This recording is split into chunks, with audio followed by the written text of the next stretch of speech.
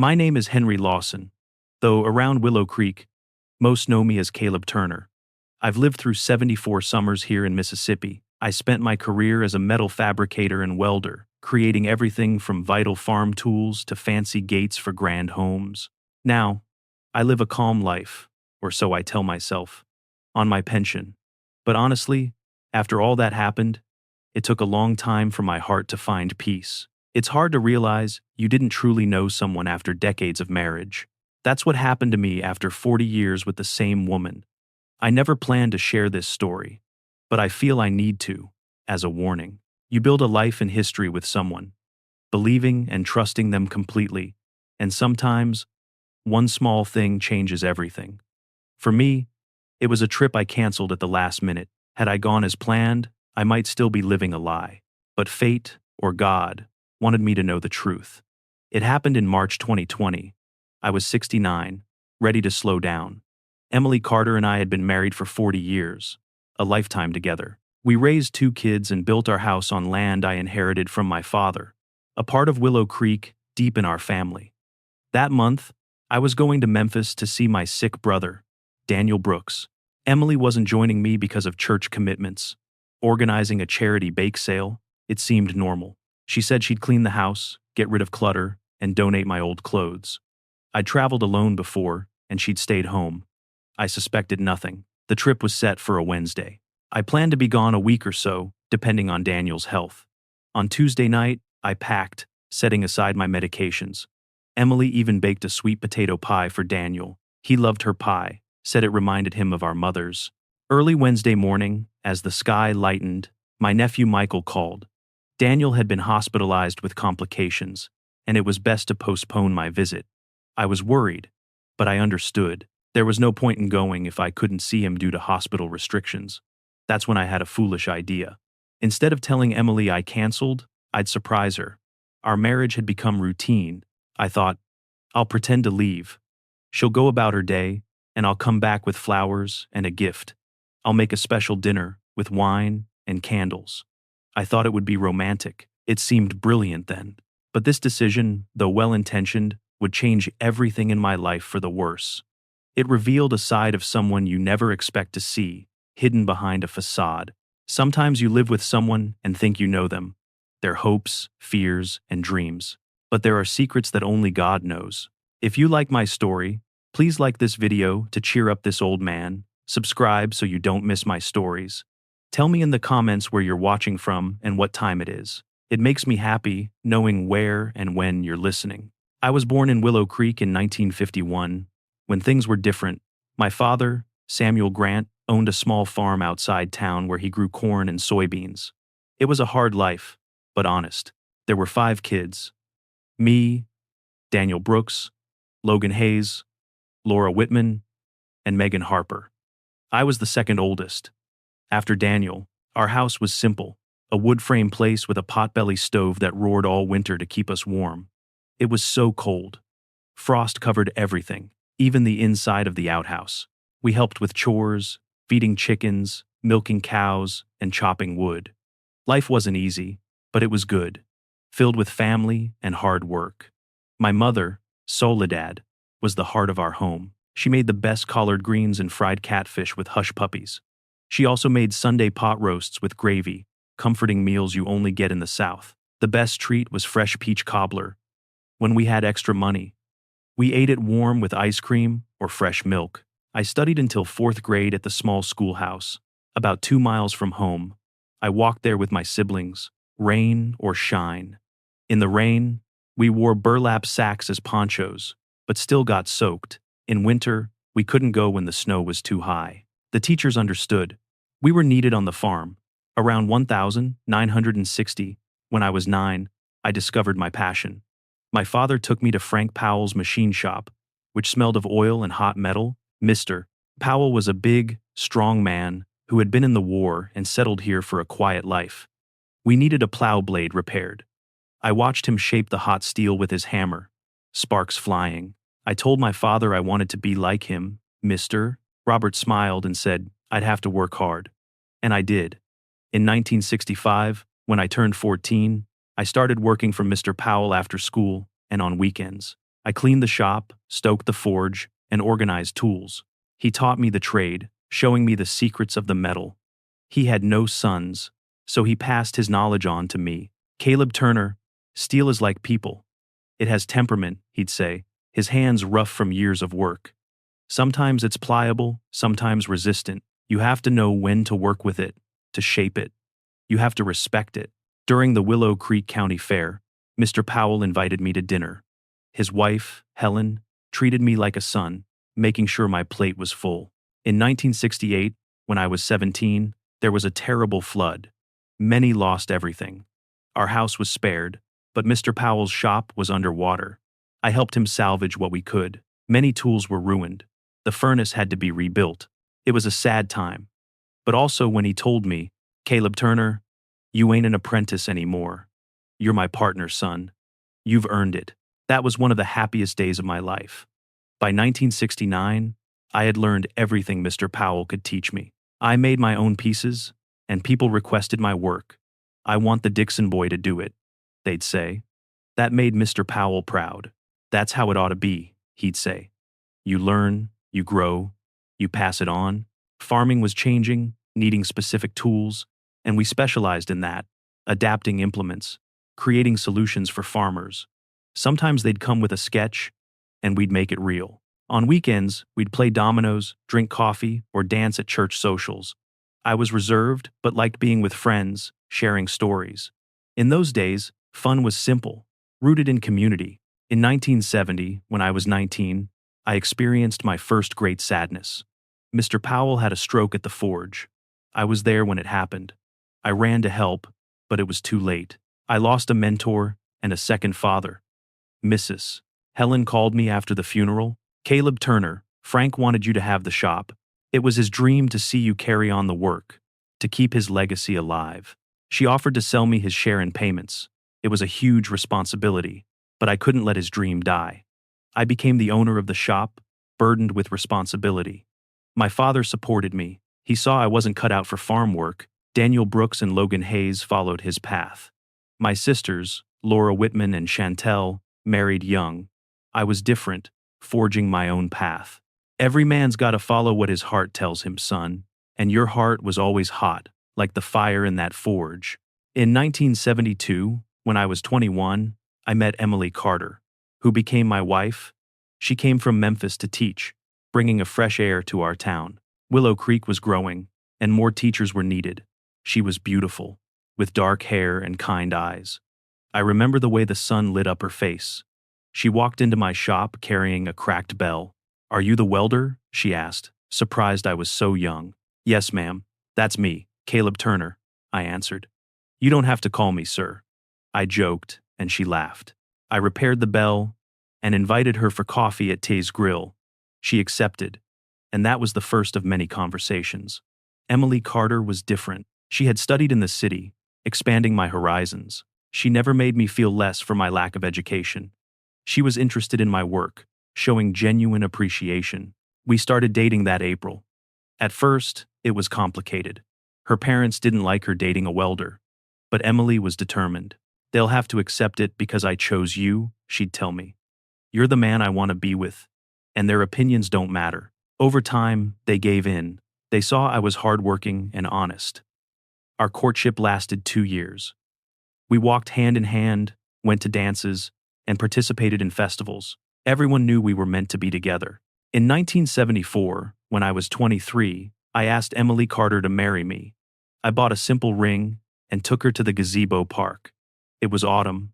The leaves were yellow, orange, and red. I knelt by the fountain and asked her to be my wife. She cried, hugged me, and said yes. It was one of the happiest moments of my life. We got married in January 1975. It was a simple ceremony at the First AM Zion Church.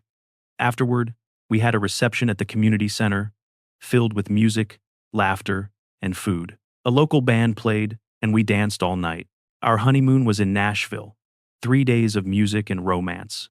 It was just 3 days because I couldn't keep the shop closed for too long. We started our life together in a small rental house.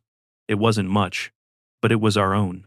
Emily continued teaching, and I worked harder at the shop. Willow Creek was growing, and the demand for my services was increasing. More farm equipment needed maintenance, and people were building more houses, needing gates and railings.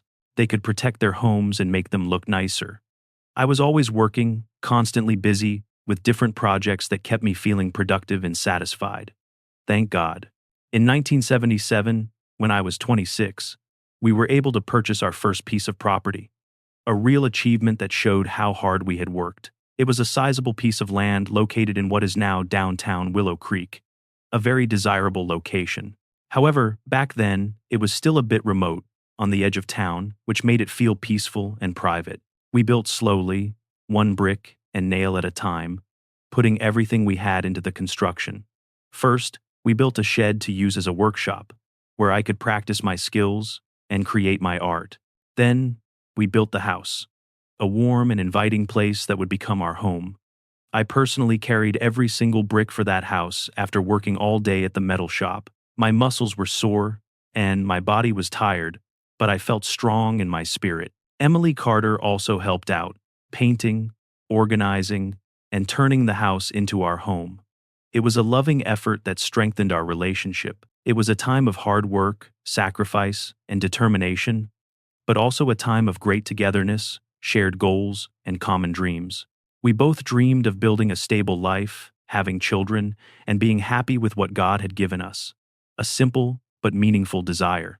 After a long day, we would sit on the porch, drink coffee, enjoying the aroma, look at the stars that twinkled like diamonds, and plan our future, outlining our hopes and dreams.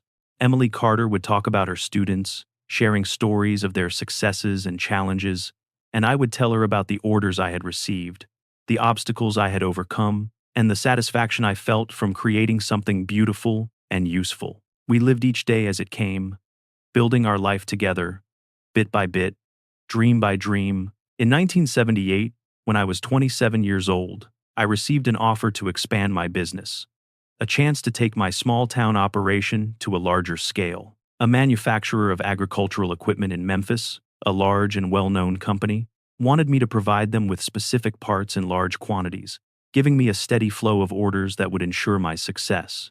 It was a major decision, a risky move that could either make me or break me. It meant hiring workers, expanding my workshop, and buying more equipment, a significant investment that could leave me in debt for many years. I discussed it extensively with Emily Carter, considering the advantages and disadvantages, trying to evaluate the risks and potential rewards. She, being more educated than me, helped me with the financial aspects, calculating the costs and analyzing the potential profits. If this is what you want, Caleb Turner, if this is your dream, I support you, she told me, her eyes full of love and encouragement. I'll be right there with you, every step of the way. With her strong support, I decided to take the risk, transitioning from being a small-town welder to a small-time businessman, a change that would reshape my life. I hired 2 assistants, young men from the community who wanted to learn the trade like I had, sharing the skills and knowledge that Mr. Powell had generously taught me. I expanded the shed, adding more space and equipment, and invested in new tools, modern machines that would allow me to increase my production and improve my efficiency. The workload and the fatigue both doubled, but the satisfaction of seeing the business grow, of watching my dream come true, made it all worthwhile. Emily Carter sometimes joked, "I'm jealous of your shop, Caleb Turner. You spend more time with it than you do with me." In 1979, when I was 28, we experienced our first great joy, the kind of joy that fills your heart with gratitude and gives your life purpose. We found out that Emily Carter was pregnant, carrying our child, the result of our love. We had been trying for a while, wanting to start a family, and when the doctor confirmed it, it was a celebration, a moment of pure happiness that we would always remember. She continued teaching until her 6th month, her belly growing with new life, and then took a leave of absence, preparing for the arrival of our child. We prepared everything carefully, planning every detail to make sure everything was perfect. I built the crib myself, using mesquite wood with wrought iron details, a strong and beautiful piece of furniture that would cradle our baby in comfort and safety. Emily Carter knitted clothes, tiny sweaters and booties, sewed blankets, soft and warm, and organized the nursery, creating a cozy and inviting space for our little one. Our first child, Jamal, was born in May of 1980, on a warm and sunny day that marked the start of a new chapter in our lives. I was 29 years old, a father, a provider, and a protector. He was a strong, healthy boy with rosy cheeks like the apples from the orchard behind our house, a symbol of the abundance and beauty of life.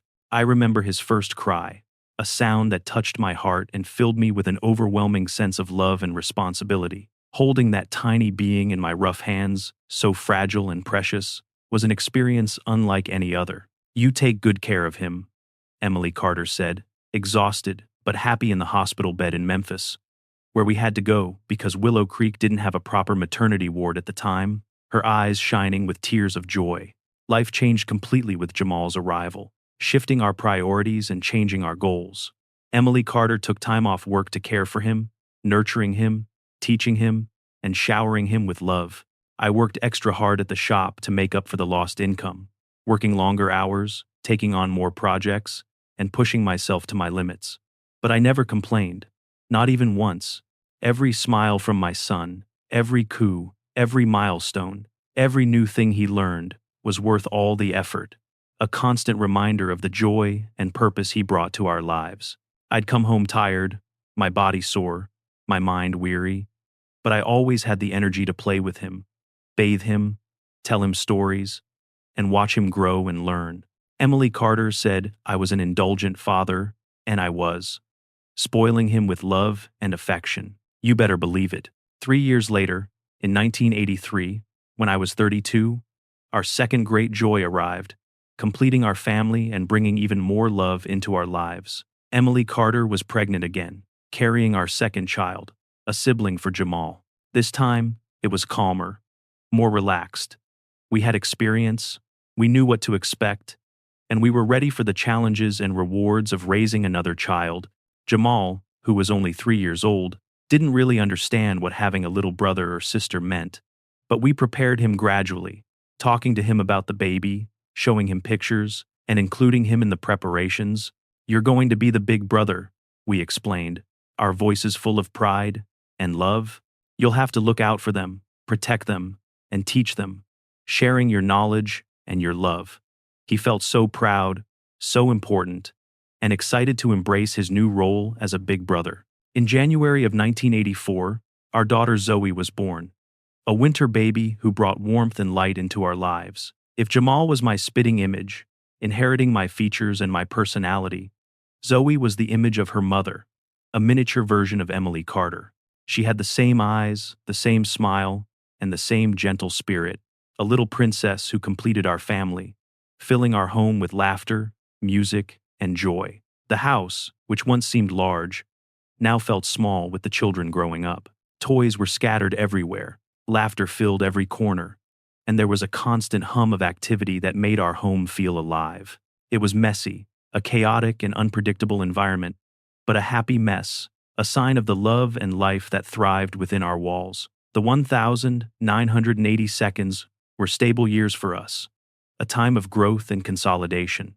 The business was successful, thriving in the changing economy. Dixon Metalworks had a great reputation in the region, known for its quality craftsmanship, innovative designs, and strong commitment to customer satisfaction. Sometimes we received orders from as far away as Atlanta, Georgia, for specialized pieces that only I knew how to make just right, intricate and complex designs that required a unique combination of skill, experience, and artistry. Emily Carter went back to teaching when Zoe turned 2, returning to her passion and her calling. We found a trustworthy woman, Miss Lupita, a kind and caring person who looked after the kids while we were working, providing them with a safe and nurturing environment. It was a simple but fulfilling life, filled with love, laughter, and the satisfaction of hard work. At least, that's what I thought back then, before the problem started, before the appearance of perfection began to fall apart.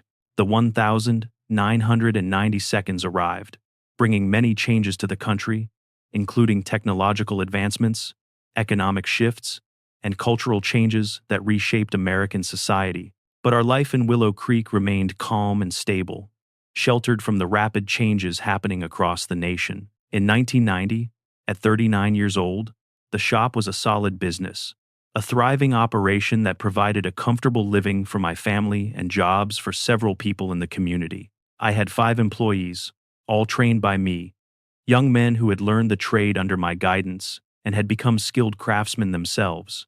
We began manufacturing decorative gates, elaborate designs that were sold even outside the state, adding elegance and sophistication to homes and businesses throughout the region. Jamal, at 10 years old, already enjoyed spending time with me in the workshop after school, watching me work, asking questions, and slowly learning the way I had learned from Mr.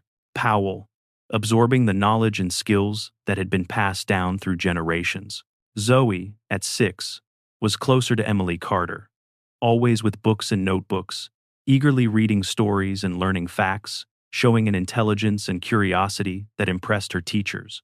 Emily Carter was promoted to principal of the elementary school in 1992 when I was 41, recognizing her dedication and hard work as a teacher, her strong commitment to her students, and her natural leadership abilities. I was proud of her, of our life together, of what we had built, bit by bit, dream by dream. Our house was now completely finished, a comfortable and welcoming space that reflected our personalities and values. It had a beautiful garden that Emily Carter tended to on the weekends, a vibrant place filled with flowers, herbs, and vegetables, and an orchard in the back with oranges, lemons, and even a grapevine that gave us enough grapes to make homemade wine, a sweet and fruity drink that we shared with family and friends.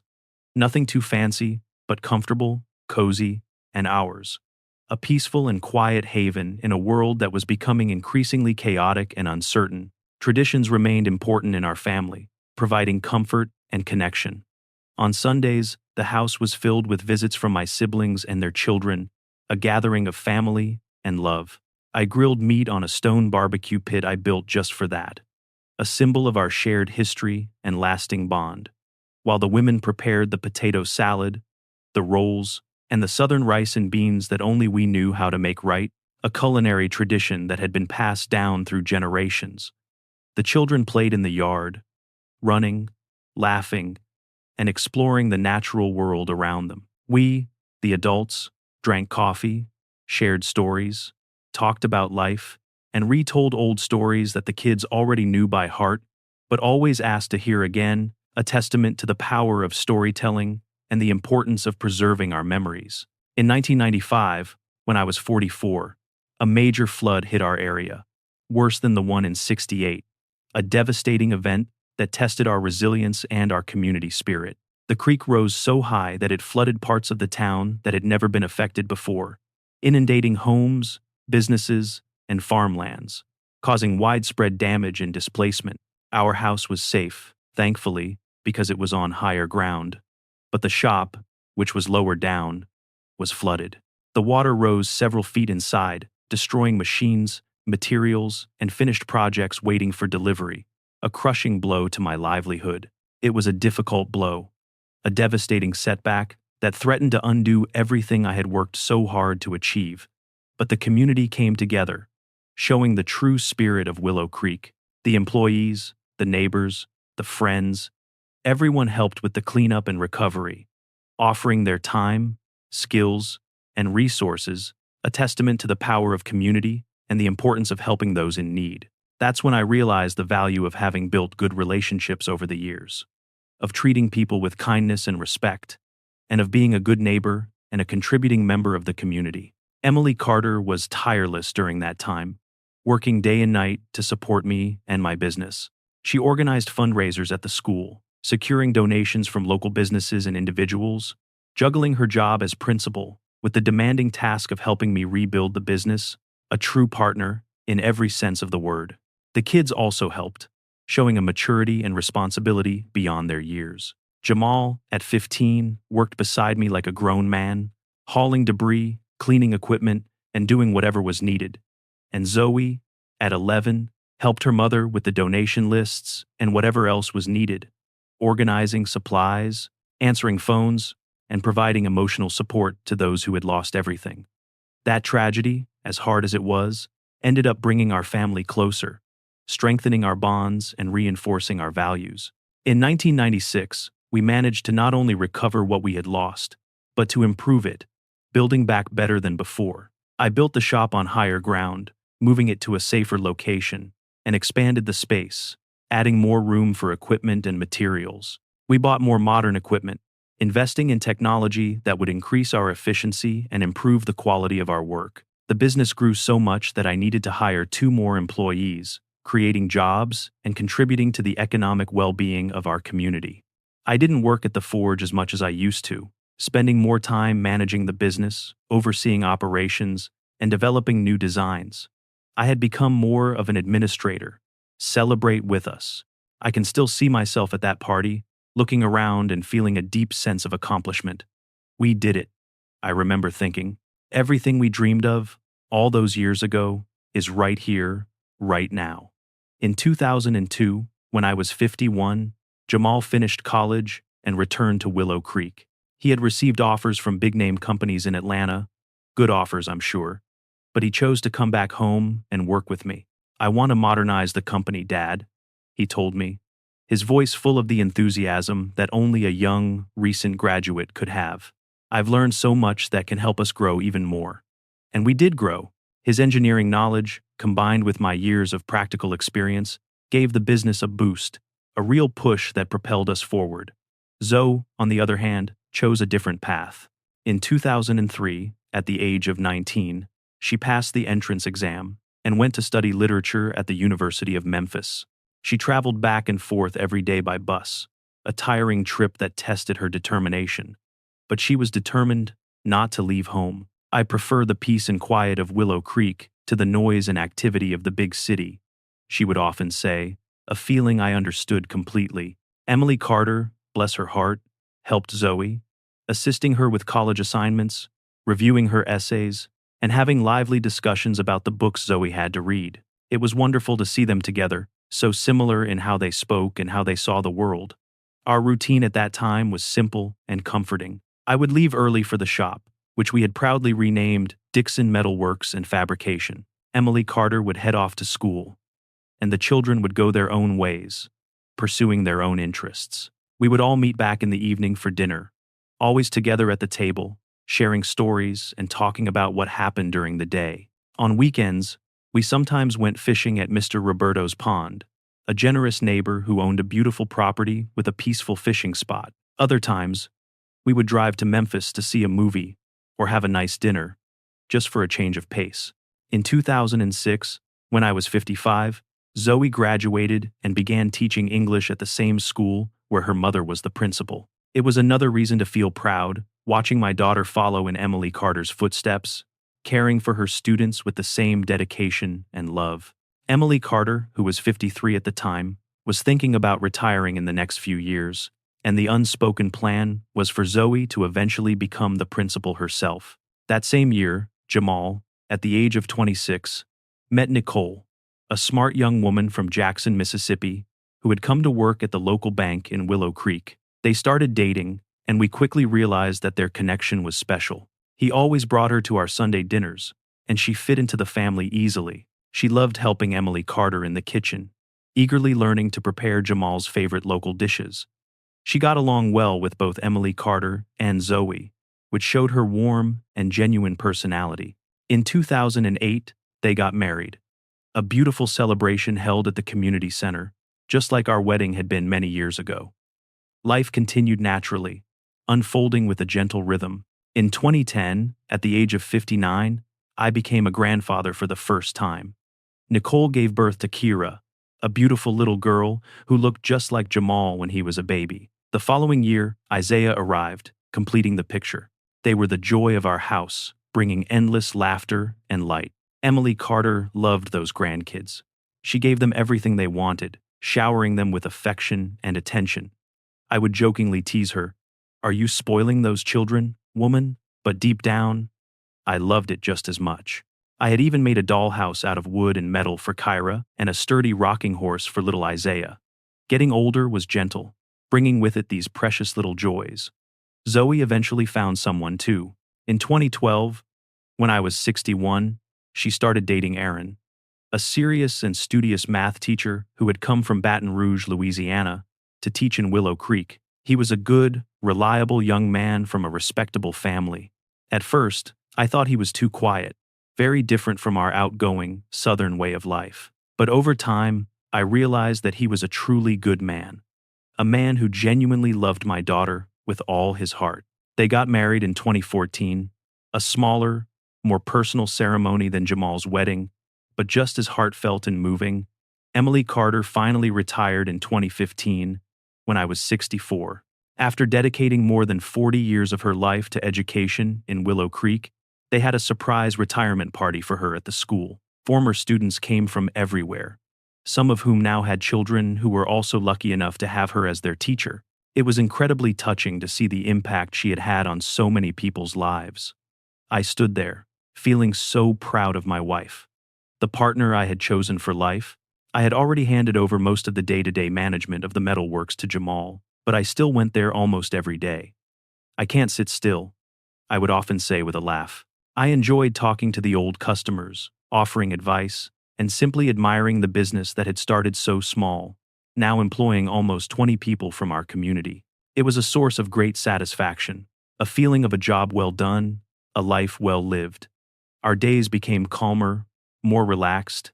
Emily Carter now spent her time in the garden, reading, and spoiling the grandkids who came to visit us. I had more time to go fishing, to meet my friends at the Veterans Club, where we played cards and shared stories about the old days. Sometimes, we even traveled to places we had never had time to visit before. We went to Nashville, explored Savannah, and even went to New Orleans on a tour organized by the Veterans Club. It was a truly golden time, a time to enjoy the rewards of everything we had worked for over so many years. The years passed peacefully, without any major events, until 2018, when I was 67. That year, I began to notice some small, subtle changes in Emily Carter. Little things, nothing that made me suspect anything serious, but strange enough to catch my attention. She, who had always been a homebody, started going out more. At first, they were normal, everyday activities. A knitting group with friends on Tuesdays, volunteering at the church on Thursdays, and a book club on Saturdays. It all seemed perfectly normal. I even thought it was good that she was finally pursuing her own interests and enjoying her retirement. "It's good that you're busy, Emily Carter," I would tell her. "After so many years of hard work, you deserve to enjoy yourself." She would simply smile, kiss me on the forehead, and say, "It's good to have things to keep the mind busy, Caleb Turner. You can't just sit around waiting for time to pass." But gradually, things started to happen that didn't quite make sense. One time, she told me she was going to her book club meeting, but when I mentioned it the next day to Miss Gloria, our neighbor who also participated in the group, she looked confused. "But there was no meeting yesterday, Mr. Caleb Turner," she said. "It was canceled because Miss Teresa, who was supposed to present the book, got sick." When I asked Emily Carter, she would deftly steer the conversation away, dismissing my concerns as a mere misunderstanding whenever I brought it up. "I must have mixed up the dates," she would say flippantly. Another time, she arrived home wearing a stunning new dress, a far cry from her usual attire. When I complimented her on it, she appeared somewhat uncomfortable, as if she didn't want to draw attention to herself. "Oh, the women at church talked me into buying it," she said quickly, her voice a little forced. "They said it was discounted," she added, hastily stashing the dress in the back of her closet. I also began to notice a greater emphasis on her personal grooming, with attention paid to details she had previously overlooked. Not that she was ever disheveled, but she now visited the salon more frequently for hair coloring and invested in new creams and lotions. "Well, now I have the time to pamper myself," she justified when I commented on her changed habits. As 2018 drew to a close, Emily Carter became permanently attached to her cell phone. She had rarely used the device before, often leaving it anywhere in the house. Sometimes, she would even ignore incoming calls. Now, the phone was always within reach, practically glued to her hand. She even took it into the bathroom while showering. One night, I awoke to find her missing from bed. I discovered her in the darkened kitchen, hunched over, sending messages. When I inquired what she was doing, she jumped so violently she nearly dropped the phone. "Oh, Caleb Turner, you scared me to death," she exclaimed, her voice slightly shaky. "It's Zoe. She's having a hard time falling asleep, and we're just texting." The following day, I casually asked our daughter if she had been experiencing sleep problems. She looked utterly confused. No, Dad. I've been sleeping soundly.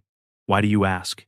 I refrained from mentioning her mother's late-night conversation, not wanting to create unnecessary drama or appear like a suspicious old man. Perhaps it was all a string of innocent misinterpretations, but the subtle inconsistencies continued to accumulate, each one adding to my growing anxiety.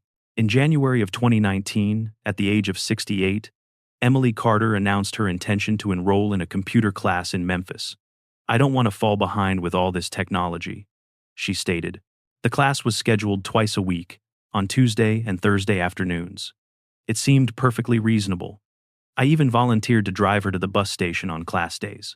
However, a few weeks later, I received a call from Willie, an old friend who resides in Memphis. He had spotted me at the station and called to suggest we catch up over coffee. During our conversation, I mentioned that I was waiting for Emily Carter, who was attending her computer class. "What computer class is that?" he inquired, his voice tinged with curiosity. "My Dolores has taken all the senior classes offered in the city, and she never mentioned a computer class." His words lingered in my mind, planting a seed of doubt that began to sprout. Upon Emily Carter's return, I casually asked for more details about the class, its exact location, other participants, and the curriculum. She answered all my questions without hesitation, reciting a perfectly rehearsed narrative. However, there was a subtle uneasiness in her eyes that failed to convince me. That night, while she was fast asleep, I discreetly searched her purse for any materials related to the supposed class.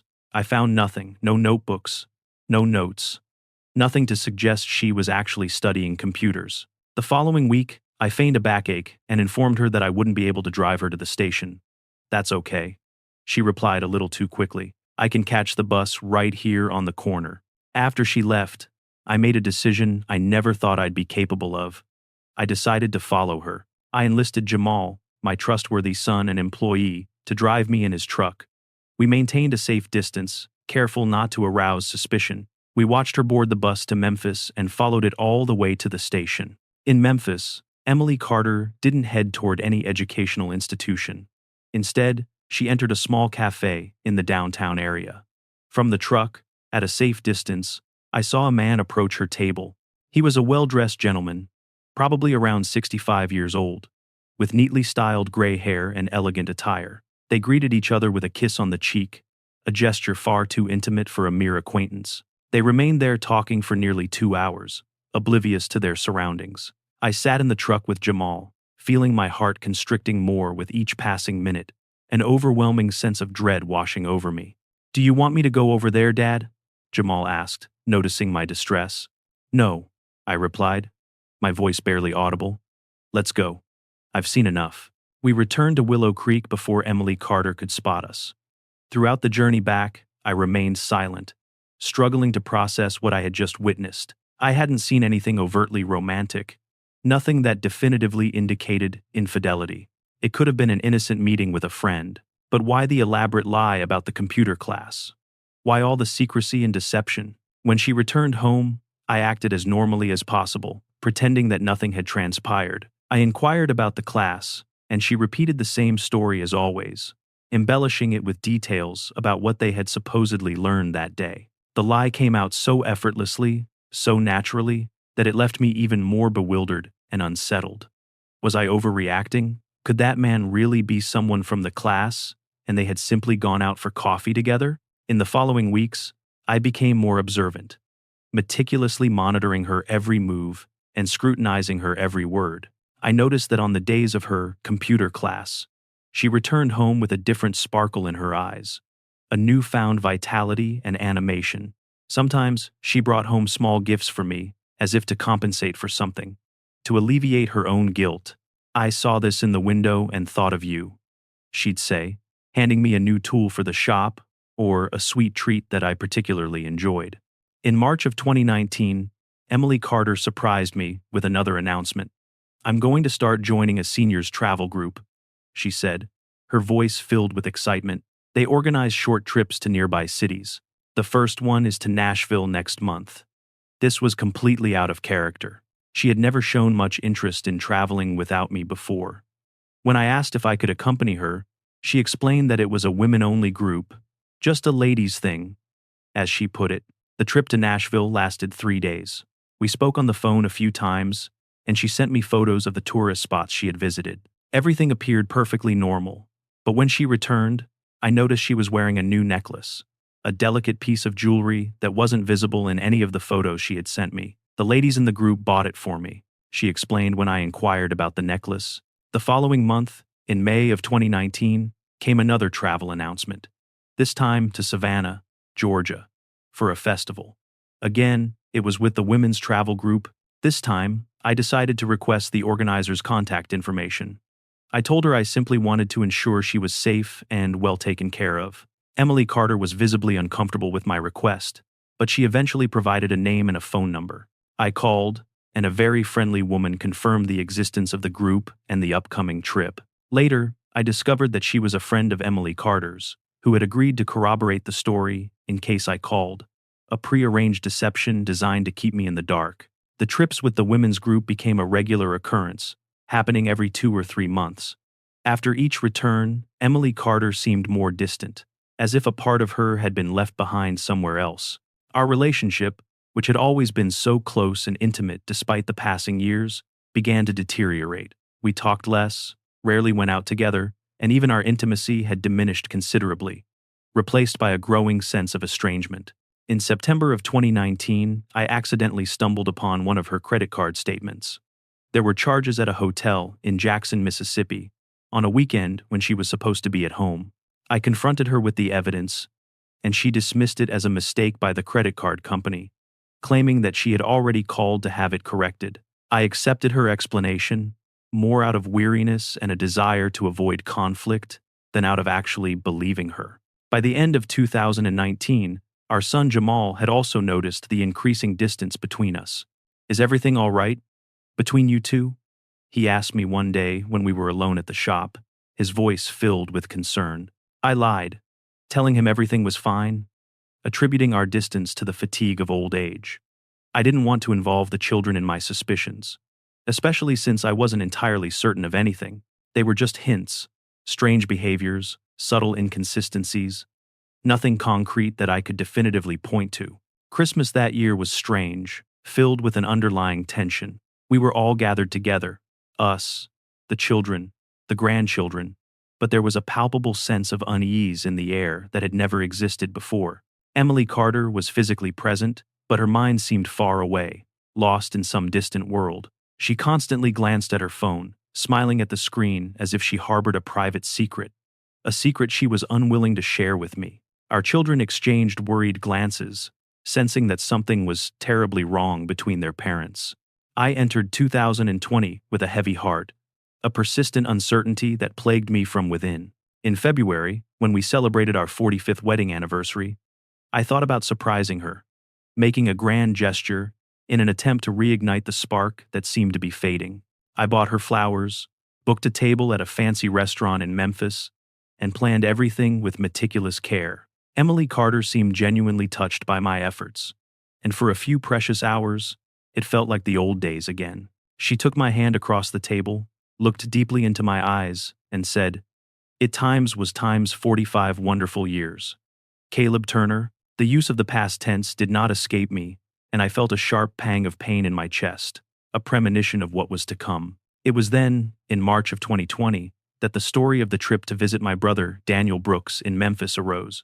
He was indeed suffering from heart problems, and I genuinely had intended to go and see him. Emily Carter, as had become her habit lately, stated that she wouldn't be able to accompany me, claiming that she had commitments in Willow Creek that she couldn't break. I didn't question it. I was already accustomed to her refusals. On the eve of the trip, I received a call from my nephew, informing me that Daniel Brooks had been admitted to the hospital, and it would be best to postpone the visit until he was feeling better. That's when I conceived the idea that would change everything, the idea that would shatter my world and reveal the painful truth. I decided to pretend that I had gone to Memphis anyway, and then return home the same day to surprise Emily Carter. Part of me genuinely wanted to make a romantic gesture, to salvage our marriage and rekindle the love we had once shared. But another part, the part that had been accumulating suspicions and anxieties for months, desperately wanted to finally uncover the truth, to unravel the mystery that had been consuming me. And so, I arrived at that fateful day. The day I made the decision to fake a trip to Memphis to finally expose the truth about what was happening with my 45-year marriage. Little did I know that the truth would be far more devastating, far more agonizing than all my darkest suspicions. On the morning of March 11th, 2020, a Wednesday, I left the house with my suitcase packed. I bid farewell to Emily Carter with a quick kiss on the cheek, as had become our routine lately. "Take good care of Daniel Brooks. Give him a hug for me," she said, sounding genuinely concerned about my brother's well-being. "I'll be back next Tuesday," I replied, feeling a knot of guilt and remorse in my throat because of the lie. I got into the truck and drove off, but instead of heading to the bus station, I went straight to the shop. I had already made arrangements with Jamal, explaining that I wanted to surprise his mother and try to reignite the spark in our relationship. My son, always understanding and supportive, didn't ask too many questions. "You need me to help you with anything, Dad?" he offered. "No need, son. Just don't tell anyone you saw me around here today," I requested, wanting to maintain the element of surprise. I stayed at the shop until noon, helping with a few projects, more to pass the time than out of actual necessity. I ate a bowl of chili at Mr. Earl's Diner, right there on the corner, where no one would question my presence. Then, I went to the grocery store and bought a few things for the surprise I was planning. A dry red wine that Emily Carter particularly enjoyed, ingredients for a slow-cooked chili recipe that I had recently learned to prepare, and a beautiful bouquet of flowers that I ordered from Miss Loretta's flower shop. Around 3:00 the afternoon, I drove back home. I parked the truck a block away from the house, careful not to make any noise that might alert her to my presence. With my heart pounding in my chest, I unlocked the back gate using my key, trying to be as quiet as possible. I still remember the feeling of the warm March sun on my back, the sweet fragrance of jasmine from our garden, and the cheerful song of the mockingbirds in the field next door, details that were forever etched into my memory of that moment, a moment that would change my life forever. The house was eerily silent. I called out softly, "Emily Carter." There was no answer. Her car wasn't in the garage, which I thought was odd. She rarely went out on Wednesdays, preferring to stay home and watch her old soap operas on the rerun channel. I put the groceries in the kitchen and went to the bedroom. The bed was neatly made, and everything was in its proper place. In the bathroom, I noticed that some of her creams and makeup were not in their usual spots, as if she had been in a hurry. Confused and anxious, I went back to the living room. Talvez huba ido al mercado visitara a luna amiga. I decided to wait. I sat on the couch and turned on the television, but I couldn't concentrate on anything. The minutes ticked by slowly, each one feeling like an eternity. 4, 5, 6. The sun began to set, casting long shadows across the room, and still Emily Carter hadn't returned. I started to worry. What if something had happened to her? I picked up the phone and called her cell phone, but it went straight to voicemail. I called Zoe.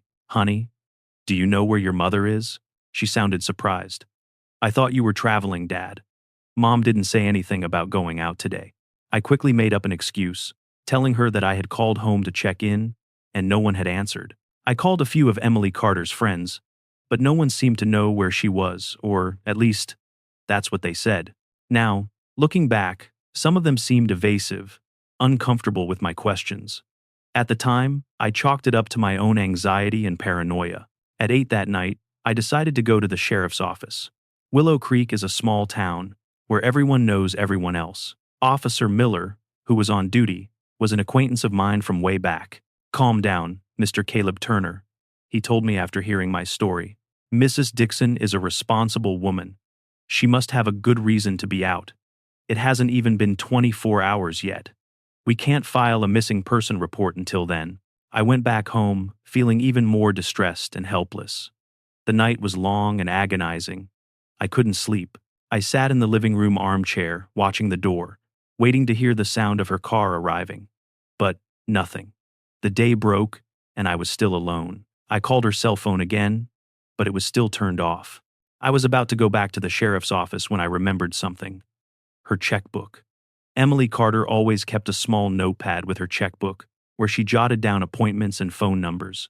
I went to the drawer where she usually kept those things. The notepad was there. I started flipping through it, desperately searching for anything that might indicate where she could be. On the page for the current week, I found one notation for Wednesday. Art. Just that. No other information. Who could this art be? I kept flipping through the pages, and on several previous dates, I found the same notation. Always art. Always on days when she said she had commitments outside the house. That's when I remembered the man I had seen with her at the cafe in Memphis months before. Could he be this art? I went back to the front pages of the notepad, searching for more clues. On the back cover, I found a phone number written in pencil, with no name attached. With trembling hands, I dialed the number on the home phone. A deep, male voice answered on the third ring. Hello? I stayed silent, not knowing what to say. Hello, who is this? The voice insisted. I hung up, my heart pounding so hard I could feel it throbbing in my ears. That voice seemed to confirm my worst fears, validating my deepest suspicions. I needed to do something, anything. I couldn't just sit there waiting for her to come home. I called Jamal, my trusted son and employee, and asked him to drive me to Memphis. We're going to check all the hotels in the city, I told him. Without going into the details of what was happening, we spent the entire morning going from hotel to hotel in Memphis. At each front desk, I showed the receptionist a picture of Emily Carter and asked if she was staying there. In some places, I noticed looks of recognition, but everyone denied having any record of her. It was at the 10th Hotel, a discreet establishment on the north side of the city, that I got the first concrete clue. The receptionist, a young girl, hesitated when she saw the photo. Did she check in as Emily Carter? Dixon? She inquired, her fingers dancing across the keyboard as she consulted the computer screen. Yes, I responded, a knot tightening in my stomach with each passing second. No, sir, I'm afraid we don't have anyone registered under that name, she stated after a brief pause. Yet, her eyes betrayed a flicker of hesitation, a hint of something concealed. Please, I implored, my voice strained with worry. She's my wife, Emily. I'm terribly worried. If you know anything at all, please tell me. The young woman glanced around the lobby, as if checking to ensure she wasn't being overheard. There is a lady who bears a striking resemblance to her, but she's checked in under the name Emily Carter Miller. She arrived yesterday with a gentleman in room 214. Miller, her maiden name, which she hasn't used in over 40 years. Is she there now? I asked, my voice barely a whisper, choked with a mixture of hope and dread. The receptionist shook her head. They checked out early this morning, but they left the key. I assume they'll be returning. I offered a brief, strained thank you and hurried out of the hotel. Jamal closed on my heels. You okay, Dad? He asked, his brow furrowed with concern at my ashen complexion. No, I'm not okay, I admitted honestly, but I need to get to the bottom of this. You can drop me off here and head back to Willow Creek. I'll call you if anything develops. After Jamal departed, I crossed the street and sought refuge in a small cafe, choosing a table that offered a clear view of the hotel entrance. I ordered a cup of black coffee, but it sat untouched before me, my gaze riveted on the revolving doors. Time seemed to crawl by. Noon passed, then 1 o'clock, then 2.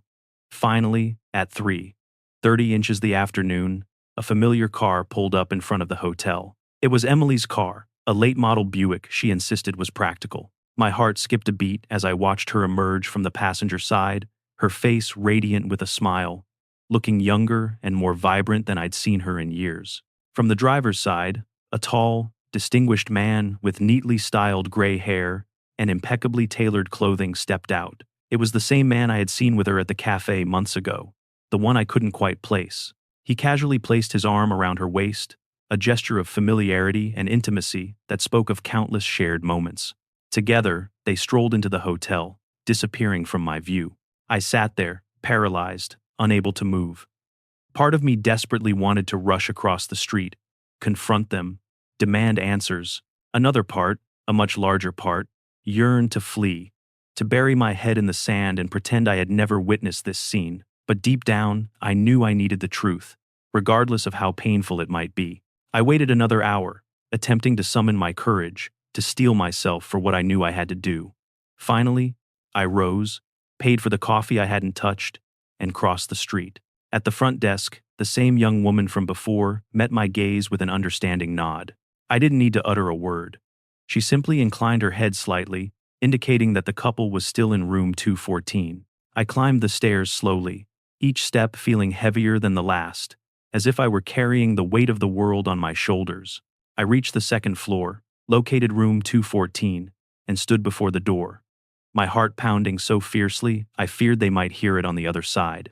I raised my hand to knock, but then I heard her voice, Emily's voice, my wife of 45 years, laughing with an unrestrained joy I hadn't heard in what seemed like an eternity. "Arthur, you are impossible." She said that between bursts of laughter. Arthur? So, that was the man's identity, the name etched in her notepad, the muse for her artistic endeavors. Gathering myself, I inhaled deeply and rapped on the door. The voices inside ceased instantly. A few agonizing moments passed before I heard footsteps approaching. The door cracked open, revealing Emily, her hair flowing freely, adorned in a silk blouse unfamiliar to me. Her face went from surprise to shock, then to utter despair within seconds. "Caleb Turner," she blurted out, her voice a faint, disbelieving whisper. "What? How? I thought you were in Memphis." "May I enter?" I questioned, my tone surprisingly steady, despite the inner chaos. Hesitating, she glanced back before reluctantly widening the door. I stepped inside and saw him, Arthur Blackwood, standing by the window, looking uncomfortable. He was handsome, even at around 70, wearing a blue button-down shirt and dark dress pants. A man of wealth. "So, this is the truth?" I asked, looking between them, taking in the scene. All this time, those trips, those classes, had been nothing but a carefully crafted facade. Emily's eyes filled with tears. "Caleb, let me explain." "There's no need," I interrupted, my voice toneless. "The situation is quite evident." Arthur stepped forward, looking slightly defensive. "Mr. Dixon, I realize how bad this appears, but you owe me no explanation." I stopped him again. "Apparently, I was dead to you." Then I noticed something strange in the way they looked at each other. It was more than just shame or guilt. There was a subtle nuance I couldn't immediately figure out. "What do you mean?" I asked, my voice confused. "What are you two not telling me?" Emily collapsed onto the bed, wiping her tears away. "Caleb, this is Arthur." "That much I gathered," I replied sharply. "I want to know why you're staring at me like that." Arthur spoke, his voice hesitant and quiet. "Because, until recently, I thought Emily was a widow." Time seemed to stop, his words repeated in my mind, not making complete sense. "A widow," I repeated, completely shocked. Emily looked at me, her eyes filled with shame and defiance. "Yes, Caleb," I told him, "and everyone here in Memphis, that I was a widow and that you had died 2 years ago." It felt like the floor was gone, leaving me suspended in disbelief. "You killed me?" I asked, incredulously. "How did you kill me?" She sighed deeply, sounding tired. "It was just easier that way. I met Arthur at a retirement event in Memphis, shortly after I retired. We talked, and he asked me out. I enjoyed his company, but I knew I couldn't. But he kept asking me to go out again. When things got more serious, I couldn't tell him I was married. So, I said I was a widow. And how did I die?" I asked, anger simmering beneath the shock. "A heart attack," she replied, looking at the floor. "I said you had died suddenly, but that I was moving on." Arthur looked as shocked as I was. "Emily, you told me you went to Savannah together 2 years ago," and he felt chest pain. "It was a lie," she said, finally looking at me. "Caleb, I know it sounds terrible, but I needed something for myself. After so many years of taking care of everyone, the kids, you, the students, I needed something that was mine. And why didn't you just ask for a divorce?" I asked, my voice shaking with anger and hurt. "Why did you have to kill me off in your mind?" She laughed bitterly. "A divorce in Willow Creek? Everyone would judge me, talk behind my back. Our children would be devastated. My reputation? Gone. It was easier to have 2 lives. In Memphis, I was Emily Carter Miller, a widow who had found love again. In Willow Creek, I was Mrs. Emily Carter Dixon, the wife of Caleb Turner from the Metal Works. Her cold explanation left me speechless. I didn't recognize her. Where was the young teacher I had married? The mother of my children? My partner for decades? Arthur looked genuinely ashamed. Mr. Dixon, I swear I didn't know. If I had known you were alive, I never would have gotten involved with Emily. I believed him. He seemed sincere. He was also a victim of her deception. How long have you two been together? I asked, wanting to know the truth. 2.5 years, he said. We met at that retiree event in September of 2017. I taught history in Memphis. That was when I noticed changes in Emily, the hints of a life I didn't know about. And how often do you see each other? I asked, wanting all the details. At first, once or twice a month, Arthur said. Then it became more frequent. Emily said she needed to come to Memphis for retirement, business, or classes, or to see former colleagues. All the trips, I said, understanding. Yes, Emily confirmed. When I said I was going to Nashville or New Orleans with friends, I was with Arthur. But you also met here in Memphis, I said. She nodded. On Tuesdays and Thursdays, when I said I had that computer class, I looked around, seeing things I hadn't noticed before. There were 2 open suitcases and clothes neatly organized in the closet. And this trip to see my brother? You were going to spend the week together. She nodded again. Yes, we had planned it. Something didn't make sense. Do our children know about this double life? Of course not, she said, horrified. They think I'm doing those activities, classes, book clubs, trips with friends. And your friends here in Memphis? Do they think you're a widow? Yes. The few people I know believe that. I turned to Arthur. And your family? Your friends? He looked uncomfortable. My wife died 6 years ago. I have 2 adult children in Atlanta. They met Emily last year. They thought she was a widow. The situation was absurd. So, you have a life here as the widow, Emily Carter Miller, while in Willow Creek, you're Mrs. Emily Carter Dixon, the welder's wife. She lowered her eyes. Why, Emily? I asked, my voice breaking. Why didn't you just end things with me if you didn't love me? Why all the lies? She looked up, and I saw a cold detachment, because this way, I had the best of both worlds. With you in Willow Creek, I had the respect, the comfort of our home, the closeness to the children and grandchildren. Here in Memphis, I had a new relationship, the freedom to be someone else, without the history. Her words hit me hard. And me? What was I? You were part of my life in Willow Creek, the father of my children, the grandfather of my grandchildren. I didn't want to hurt you. That's why I never said anything. You didn't want to hurt me, I asked. You killed me in your mind, Emily. You wiped me out. How was that not going to hurt me when I found out? I never thought you would find out, she said. That was the only truth she spoke. I left that hotel, a changed man. I didn't say another word. I left Emily and Arthur with their secrets and lies. I took a bus back to Willow Creek, staring out the window. 45 years of marriage, a life together, and it had all been a lie. When I got home, Emily wasn't there. I packed some clothes, gathered documents, and left. I couldn't stay in that house. I went to Jamal's house, and he was surprised. What happened, Dad? Where's Mom? He asked, worried. I told him everything. He was shocked, then angry, then sad. It can't be true, he said. Mom wouldn't do that. The next day, Zoe came over. They wanted to hear their mother's side, but I had proof. The notepad, the hotel receptionist, even Jamal. When Emily came back to Willow Creek and looked for the children, they already knew. It was terrible. The family I had built was broken. Emily tried to explain, but there was no explanation. It wasn't just cheating. It was a denial of my existence, an erasure of our history. I filed for divorce. At 69, I was alone, starting over. The first months were hard. I rented a small house near the metal works, finding comfort in the shop. I worked hard, finding relief in the clang of metal. The children supported me, but it was hard for them. After all, Emily was still their mother.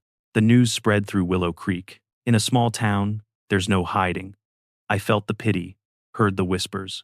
I was just the poor old Caleb Turner, who had been betrayed by his wife. That hurt almost as much as the betrayal. As for Arthur Blackwood, he ended his relationship with Emily. He was as shocked as I was. He had also been a victim, thinking he was with a widow. Emily moved to Memphis after the divorce, selling her share of our house and buying an apartment. The children stay in contact with her, but things were never the same. Family celebrations ended. We only see each other on important occasions, like graduations or birthdays. Time passed, and the pain became bearable. I learned to live alone, to enjoy simple things, to appreciate the quiet. I started fishing, finding peace on the lake. I reconnected with friends at the club, sharing stories, and I cherished time with my grandchildren. Today, 5 years later, I can say that I survived. I'm 74 now, with wrinkles and fewer dreams, but I'm still standing. The shop, now Dixon Metalworks and Son, is doing well under Jamal. I still go there to chat and stay busy. I never looked for another relationship. There are widows and divorcees in Willow Creek who would like to be with me, but I closed myself off. I prefer my routine, without complications. The hardest lesson I learned is that you think you know someone completely, but you never know what's in their heart, their hidden desires. 45 years with Emily, and I never knew she was capable of such a thing. I never imagined her dissatisfaction, the need to fill a void with another life. I also learned about forgiveness, not forgiving Emily, but forgiving myself. I blamed myself for a long time, asking what I did wrong. It took me a long time to understand that we are not responsible for others' choices, that people change. Old age brings wisdom, but also the awareness that time is precious. That's why I chose to move forward, despite the pain. I haven't forgotten, but I won't let that define me. My children and grandchildren are my joy. Jamal is following in my footsteps in the business, and Zoe is a teacher. Kyra is 15 and wants to be an engineer, and Isaiah, at 14, is interested in metalwork. If I could offer one piece of advice, it would be to value the truth. As painful as it may be, the truth sets you free. Living a lie is like building a house on sand. Be honest with yourselves and with those you love. If you're not happy, talk about it. Don't create parallel lives. Don't build walls. Don't kill someone who has been with you for so long. And remember that it's never too late to start over. At 69, I had to relearn how to live alone. It was incredibly difficult. There were days when I thought I wouldn't make it. But here I am, 5 years later, still standing, still smiling, still thankful. Life is full of surprises. The important thing is how we face them, what we learn, and how we keep moving forward. Nobody goes through life without scars, but those scars tell our story, show how strong we are, and how capable we are of overcoming challenges. If this story touched you, please like to brighten this 74-year-old man's day. Subscribe now so you don't miss the next stories, told with all my love and honesty. And tell me one thing in the comments. Where are you watching this video from? And what time is it there right now? Have you ever faced a big disappointment? A setback that threatened to derail you? And how did you manage to move forward? To pick yourself up and keep going? This grandpa is very happy to know who's on the other side, listening to me. And at what moment of your day you took a little time to hear. 3.